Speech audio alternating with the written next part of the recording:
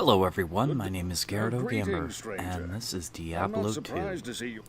It has been a long time, and when I say a long time, I mean it's been a very long time since I've played this awesome game. This is a post-recording of my actual gameplay, because at the time I wasn't able to record my voice, but also it was just crazy to get back into it. First thing you'll notice about Diablo 2 is the stats are all different. Obviously, the resolution is different, and the frame rate is a horrible 25 frames per second. There is a lot that has changed over the years in the world of gaming, and Diablo 2 is definitely one of those games that still holds up to today, albeit so many things are foreign. So here I'm just trying to get re-familiar with things. I'm chasing around the fucking chickens, because there's chickens there in the camp. And I forgot to talk to the quest giver here. I was like, oh, there's somebody I have to talk to. And then I remembered. So yeah, you talk to her, she gives you a quest. I'm kind of skipping through a lot of the dialogue. I don't hate the story, and there's a cow here. I want to take the cow with me. I want to ride it into battle, but I don't get to. So the story in Diablo 2 is far superior to Diablo 3. If you're not into, there's another cow. If you're not into Diablo and you ever get into a Diablo game, I strongly recommend you start since the beginning, the first game. Here's Geed. This guy cheats you out of a lot of money. Yeah. I was looking for the doorway because it's randomly generated each time, so yay, our first enemy kill, and we're gonna miss because that's a thing in this game. Yay, we got him. So if you ever get into it, play Diablo. You might not like it. It's a very hard game. If you do, that's great. Diablo is a great game. Kind of lacking in the story. The story is pretty self-explanatory in that one. Diablo 2 combines both the best of combat and the story. Diablo 3's combat and game mechanics are far superior in many ways. However, I don't like... Sorry, did I say Diablo? Diablo 3, yeah, Diablo 3 takes everything from the others. It learns from it. However, it takes the story and it sticks its thumb up its butt, and then sets it on fire. Diablo 3 was a mess. It's still fun to play, and that's why I continue to play it, but I just don't listen to the story. In this game, you have both epic storytelling and you have an adventure. And it's not the hardest, but it's not the easiest game in the world. It definitely owns you. In fact, in this video, you're going to see me nearly die a few times. Is it this video? I've recorded, I think 3 episodes of this, so it's one of these videos where I meet an enemy that nearly destroys me. So it's definitely me trying to learn my place in this game once more that I used to be so good at. That's what I like. I like being humored by old titles that I get back into. It's like, oh yeah, let's play Diablo, and then I get messed up because I don't remember how to play it. Anyway, enough of this fluff. The character I'm playing is the Druid. And the Druid specializes in 3 different... every character in this game has 3 different courses of skills. And those skills are... Well, first of all, we gotta put points in strength, because I want better equipment. Strength doesn't necessarily make you stronger early. You get stronger by your equipment. Your skills are summoning, shape-shifting, and elemental powers as the Druid. Now, elemental sounds really cool, looks cool. Unfortunately, it is his weakest skill. And that's really because he doesn't get any synergy bonuses. They added a thing a while back for synergy bonuses, and every time you put points into a skill or an ability, other like abilities gain synergy bonuses based on that. Here I am trying to learn how to play the werewolf again, because it is one of the strongest builds in the Druid's arsenal. Singular, not plural. Arsenal has one arsenal. Arsenal itself, by definition, is both plural and singular. So yeah, the werewolf is really strong. And I just love werewolves. I love werewolves. Here I ran out of mana, so I just have to hack these little bastards to death with my short sword. I forgot that the item curve is so high in this game, and for a while, I start to notice my damage goes down as the enemies get stronger, and that was really because I was a dummy and I was hanging on to the same sword for several levels, which is not a smart thing to do. Like all Blizzard games, the higher level you get, the faster and higher level the enemies get, so you're kind of in desperate need of new equipment. Blizzard predicates everything on items, so yeah, just get new items, buy them, find them, whatever. If you don't, you're dead. So the strongest build, I think, for the Druid would have to be the Werebear. It hits really hard and you get a lot of health. However, it's very slow. Albeit, it's a great way to build the Druid. He can get well over 900 health in no time flat. I think by level 30 he can have almost 1,000 if built properly. I don't like the Werebear tank build. I mean, if I ever am given the chance, I'll try it, but I like the werewolf build. One, I love werewolves, and two, werewolves hit very hard and fast. They almost have a guaranteed chance to hit. That's something called attack rating. Attack rating determines how often you can actually strike an enemy. And that's something that this game and Morrowind have in common, and something I like. I know some people just don't like that in their game. It's like, when I swing a sword, I want to be able to impact something. You have to imagine that these games were built on a number system back then.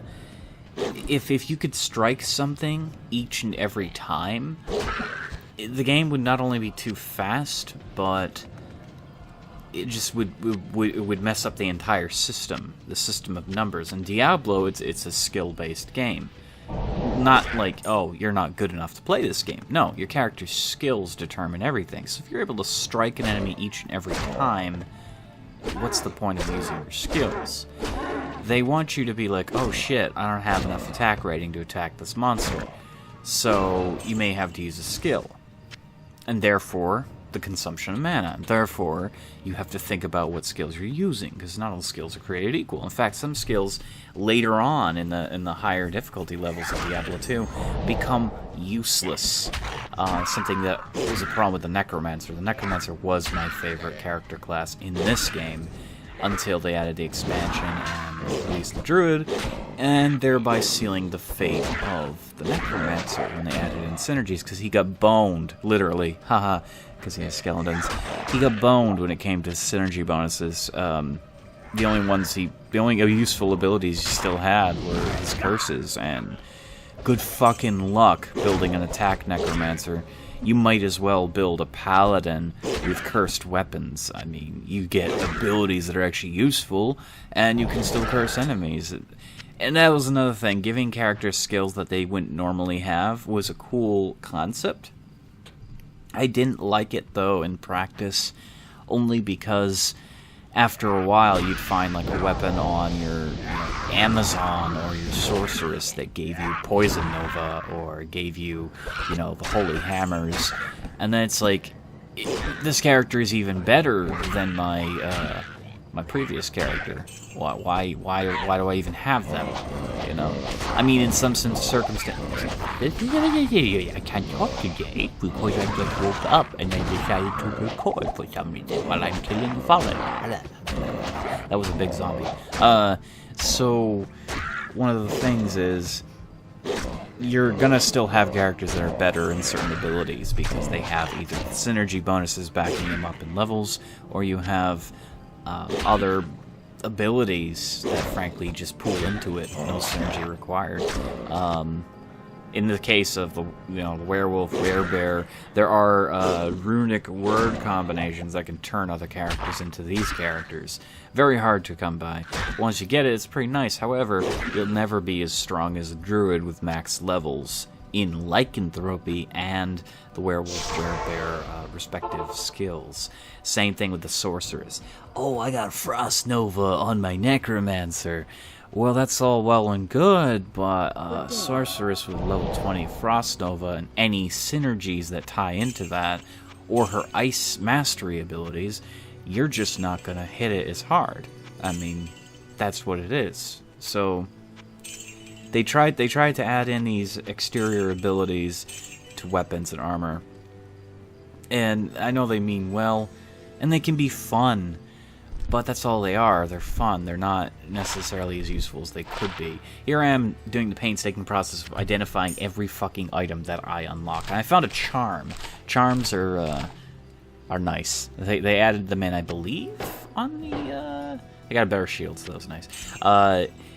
Believe the expansion they added them in. Charms, basically you keep them in your inventory, which sucks up inventory space. However, they give you permanent stat bonuses as long as they're in your inventory. Later on, you can find some really useful ones. You want to increase your damage tenfold, find a charm that does actual damage. That's fantastic. Having trouble hitting with the current weapon you have, you can compensate that for actually having an attack rating weapon. Also, I got a Town Scroll portal book, because you don't just have infinite Town Scrolls. Another thing that this game doesn't have that other games have. So yeah, what I was saying about exterior abilities, you may occasionally find an item or a weapon that has it, and it would be like, hey, you get this ability when you use this item. Don't rely on it as your bread and butter, because your character themselves, this is the reason you chose that character class. And I play the Druid because he has strong abilities to choose from. I don't use his elemental stuff. I just don't. It's cool. I used to use it when I was younger and I didn't know anything about the builds. And then I realized it falls off in Nightmare mode. It just, I mean, yeah, his wind damage will still hit enemies, but his fire damage and his lightning damage, not so much. There's enemies that are immune to those abilities completely. Something that the sorceress suffers from. She's a really powerful class, but the second you find someone that's immune to your entire build, you're fucked. That's what it is. And the best way to play sorceress is to just put all your points into one skill set. It just you know, fire, lightning, or ice. But in the case of the Druid, I go summoning and shape changing, because being able to summon creatures to help me, and his summons are incredibly powerful, so they are worth summoning. In the case of the grizzly bear, is amazing. So it's an animal worth having by my side. Not like the necromancer skeletons who, in nightmare mode, they just get one-shotted, which is so fucking sad. That's why they made the witch doctor in Diablo 3. They made the witch doctor class to compensate for the lack of attention they gave the necromancer, and the witch doctor is probably one of the most powerful character classes in Diablo 3. And that's kind of unfair to a lot of the other classes, and that's why I love the Crusader, because the Crusader is just OP enough, and I've made a Crusader that can hit harder than any Witch Doctor, but survivability is a problem with that. That's because Blizzard makes broken character classes. Let's just leave it at that. Yeah, I mean, they kind of made up for the fact that the Necromancer in this game was just lacking towards the end of the game's lifespan. Early game, he was so amazing. Just really, really. If you play Diablo, the first game, he is... sorry, not the first game. The first Diablo 2. If you play just Diablo 2, he is amazing. But you take him into the expansion, and he falls flat on his face. I want them to resurrect the Necromancer in his whole form if they make another Diablo expansion. Or if they just decide to come out with more character classes, bring back the original Necromancer. And I know you've got a lot of summoning crap going on with the Witch Doctor. You can still have another summoning class. In fact, that's something that you don't have in Diablo 3. You have different archetypes. You have a ranged character, you have a spellcasting character, you have characters that get up in enemies' faces with, weapons and armor. You already have a barbarian and a crusader. I would think the next reasonable step would be to have a druid and a necromancer. And not just because you're bringing back two former character classes, fun character classes, but because people want to play with minions, they have to play the Witch Doctor, and that means they have to build a certain way. Add another summoning class to Diablo 3 if you're not making an expansion, and that way you have, not only bringing back and resurrecting a character that was long lost, but you get to toy around with new minion builds, Maybe the Necromancer's, one of his, primary abilities summons a creature for 3 seconds that appears next to the enemy and bites their ankles. It's this little shambling bony thing, and you could stack that on top of your actual skeleton summons, or maybe he could summon a wraith as a powerful summon, and this creature, rushes up through the ether and just drains massive amounts of health and an AoE around enemies and slows them and shit. Maybe he has the ability to, rip an enemy's soul out of their body temporarily and have it fight against them. That'd be cool, and only they can fight that enemy. That'd be neat, but there's a lot of things they could do with character classes in the near future. Hoping to see some interesting things from Blizzard. If not, it's going to be rather sad, because then we're going to be thinking about, the games Blizzard used to make, not the games they make now. World of Warcraft, I loved it, I played it for years, and then I hated it, and I haven't played it since. I will never underestimate the time, however, that I spent on it, because I made most of my friends off of World of Warcraft. We had a great time. I got to know people, and through that, I got to know other people on the internet. And that's the hell of the thing about games, is that they bring people together. Video games are a blessing in this day and age. And here I am just micromanaging my inventory, getting rid of potions. So you get a lot of potions in this game. So Diablo 2 is available still on Blizzard's official webpage. And if you're so inclined to play classic games, you can buy it there. Thank you so much for watching. In the next episode, we're going to take on Bloodraven. Just reported an abomination Bye-bye. in the monastery graveyard.